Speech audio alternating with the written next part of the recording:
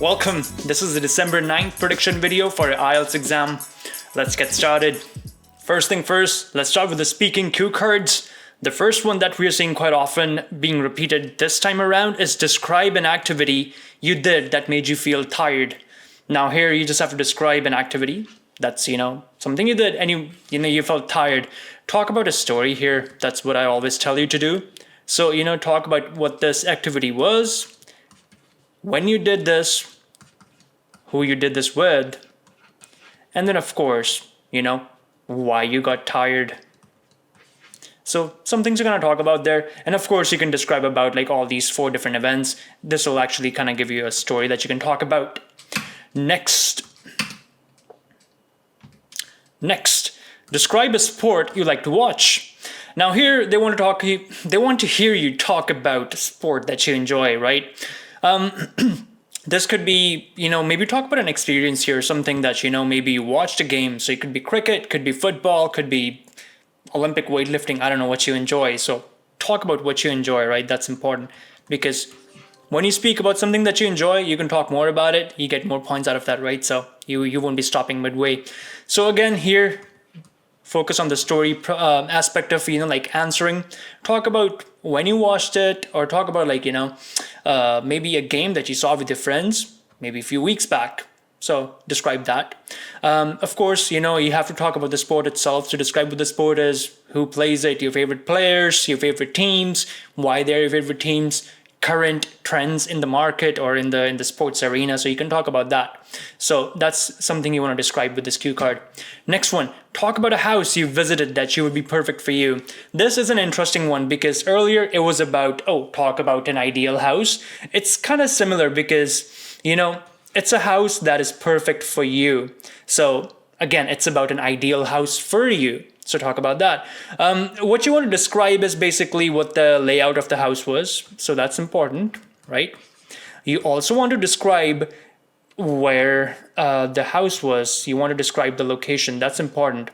And of course, what something you want to talk about is the exterior, the interior, and of course, why is the house perfect? That's important to talk about because you have to mention those qualities, those aspects of the house that you found memorable or something, that is kind of like you think would be perfect for you.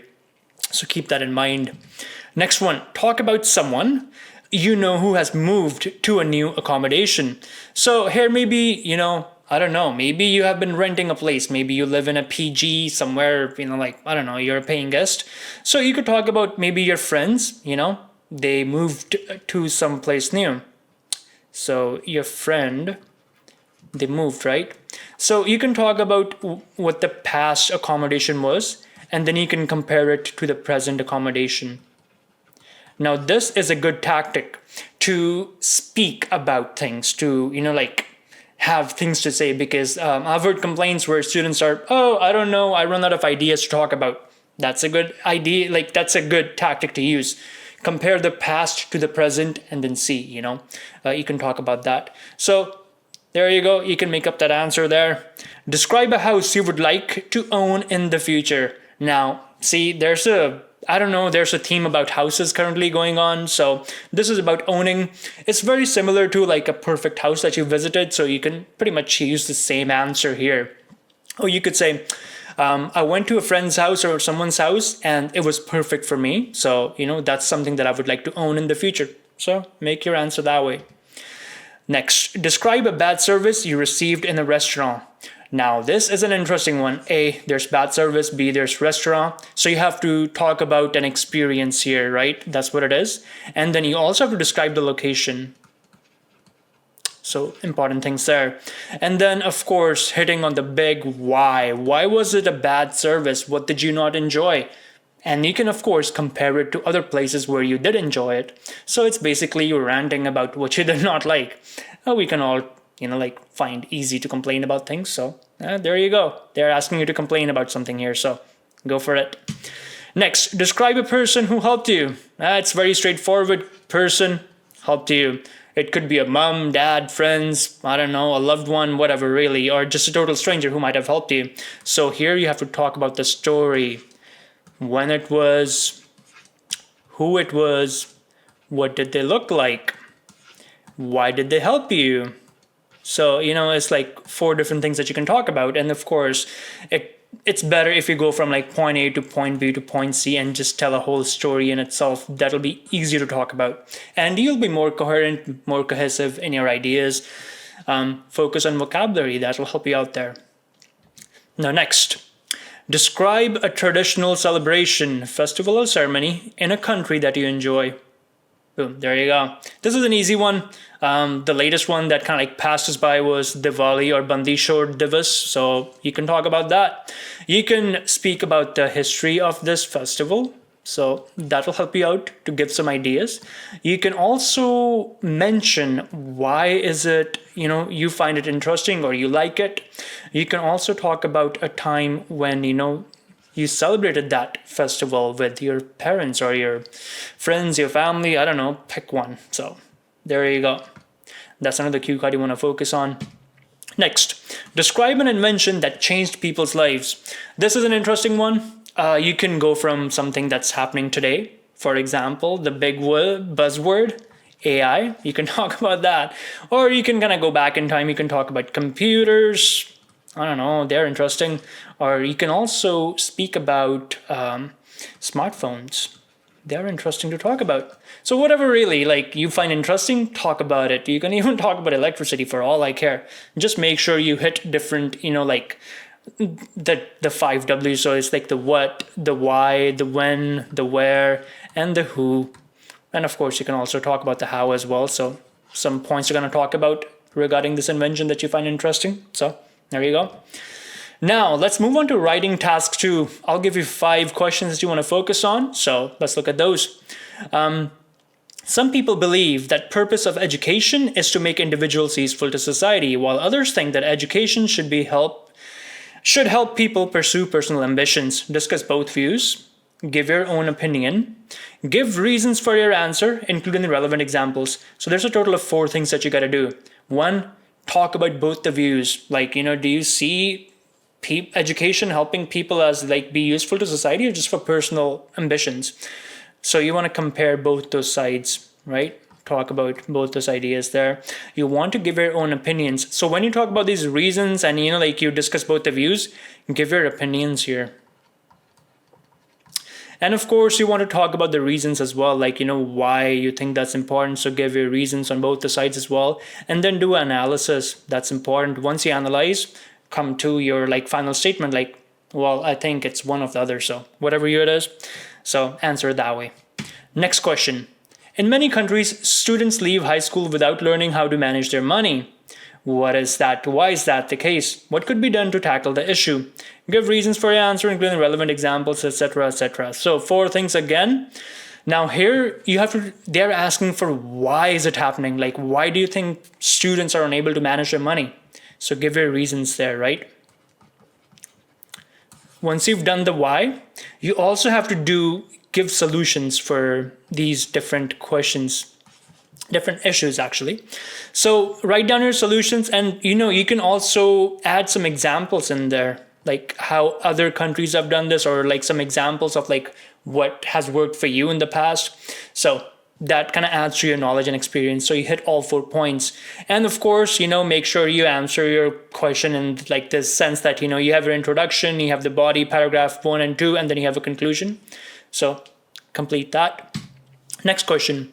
The tendency of news reports in the media to focus more on problems and emergencies than on positive developments is harmful to individuals and society as a whole. To what extent do you agree or disagree? Give reasons for your answers, including relevant examples. Again, 4 things you got to do. First, you have to kind of compare both the views, right? Because you want to talk about both the sides. Then you want to talk about, like, you want to give your reasons on like these points that you talk about. So give your reasons. And then, of course, you want to give examples as well. So add your examples. And then also do a quick analysis. Like, hey, you know what? Do one the other, like, which one outweighs the other. And then you can come to a conclusion on like what you believe is the right thing to do. So there you go. That's how I would answer this question. So yeah, there you go. Next question. Some people think that students should learn cooking at school, while others believe that is a waste of school time. Discuss both views, give your own opinion, give your reasons, and relevant examples. So, 4 things again. So, just how we spoke about in the past few questions, focus on hitting those 4 things. And then, of course, your vocabulary. Make sure you hit that. Always double check your answers, Make sure you don't make any mistakes, spelling mistakes, stuff like that. So focus on that. And of course, the word limit as well. Make sure you hit that. There you go. The next question. In many countries, the number of animals and plants is declining. Why do you think this is happening? How can this be resolved? Give reasons for your answer, including relevant examples. 4 things again. So again, you have to discuss both the sides here, right? Well, not so much both the sides, but more so like you have to give the why behind things. So give your reasons, and then, you have to give your examples as well. So give your examples. Then, give a solution as well.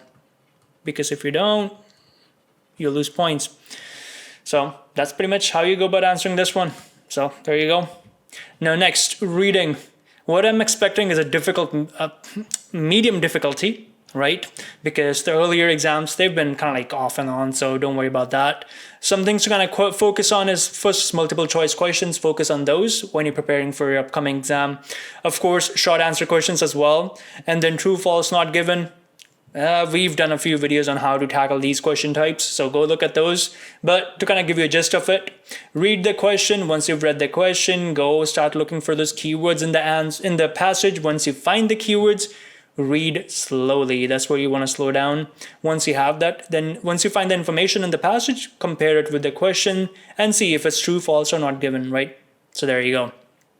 Next, matching sentence endings. That's an interesting one. A lot of students have issues with that. Something that will really help you out, kind of hone your skill for this question itself, is reading more. Reading and then trying to explain what you've read that to your friends, to your family. Something that I usually did back in the day was I would read, a passage, or I would read a piece of paper, and then I would explain to my mom in Punjabi what it was. Not like it's a really good exercise because you have to truly understand something to be able to translate it in a different language. So there you go. Do that. Make sure you read it, you understand it, and then you do that exercise. Number 5 is note completion. That's a question type that you should be focusing on, and finally matching headings. A lot of students have issues here. The biggest problem with matching headings is your lack of vocabulary. That is something that you build by reading more, writing more, and then of course learning those words. Because once you've read a lot of words, keep a vocabulary notebook that you want to add that into. So do that, and that way you can kind of build more of your vocabulary. 4 skills that I want you to focus on, and of course it's with reading regardless versus time management. You don't manage it. If you don't manage your time, you will be stressed out that you have to do a lot, and then you start making mistakes. Don't let that happen.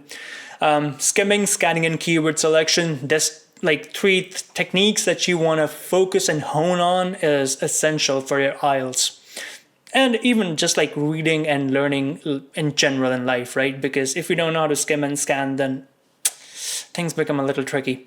Number 3, careful reading. As much as important it is to actually, read fast and go through exam quickly as possible, you have to read carefully at points where you have to compare information, because if you're reading too fast and you don't understand what's happening, you pick the wrong answers. Don't let that happen. And number 4, marking. So you basically want to mark your answers. This is essential because,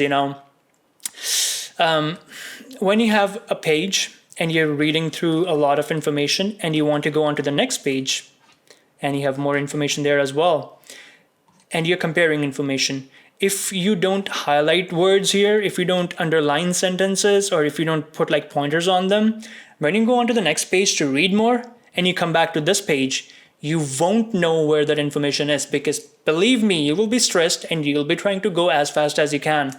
If you highlight where to come back to, it'll just take you a second. You'll know exactly where to come back to, and you will not have to reread.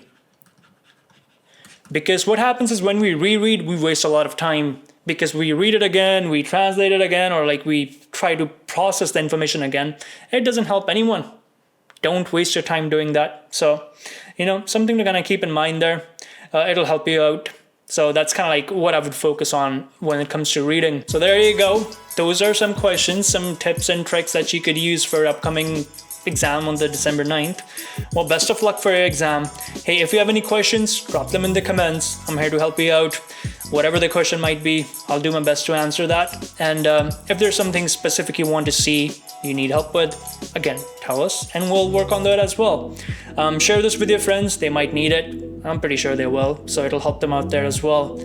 And yeah, I guess I'll see you in the next video. Take care. Bye.